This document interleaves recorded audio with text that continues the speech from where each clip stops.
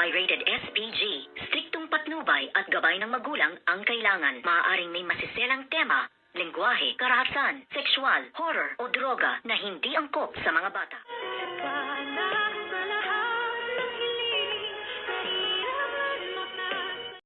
Good morning and welcome sa aking munting channel. Ang akala nga nitong si Moira ay nakatagpo na siya ng kanyang kakampi na isang pulis nga sa loob ng correctional dahil nga inilabas siya sa loob nga ng CR na kung saan nga ay sinubsob sila ng kasamahan nitong si Miss Lotus, si Madam Lotus sa loob nga ng CR, kung kaya't ang alam niya ay kakampi niya na ang isang pulis at walang kaalam-alam itong demonitang si Moira na ang pulis pala na tumulong sa kanya ay isa rin sa mga galamay nitong si Madam Lotus. At dito nga ay pinatawag pa nga si Madam Lotus kasama ng kanyang mga kaibigan at kakampi sa loob nga ng correctional. At dito naman ay nagyabang na itong si demonitang Moira na ang akala nyo ay wala ako makakasama at makakampi, humanda din kayo. At dito nga, pinagduduro-duro pa nitong demonitang si Moira ang mga kasamahan nga ni Madam Lotus.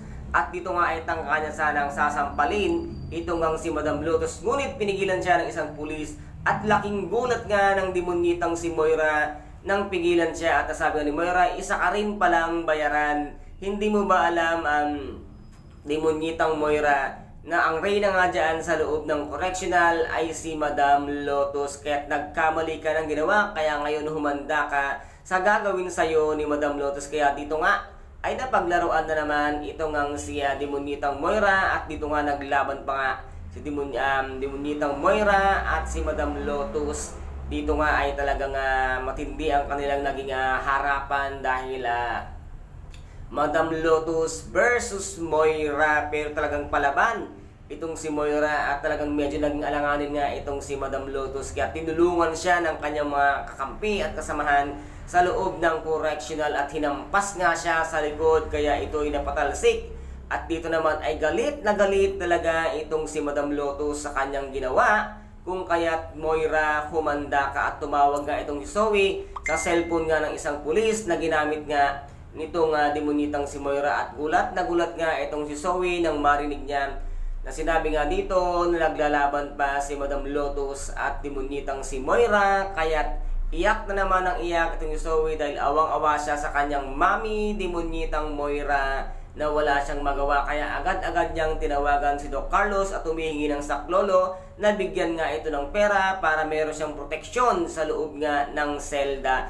Ano kaya ang gagawin ni Zoe? Siya kaya ang tutulong sa kanyang mami demonita para mag-i-absuelto ang kanyang paghihirap sa loob nga ng correctional.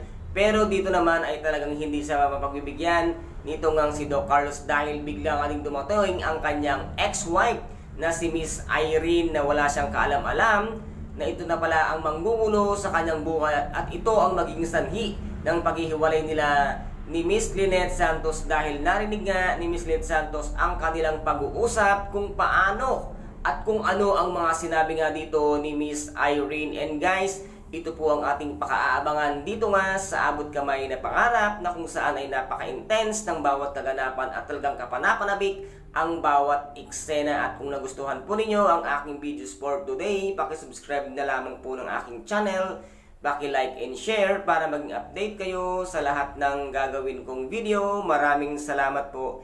Ingat, God bless, and bye-bye!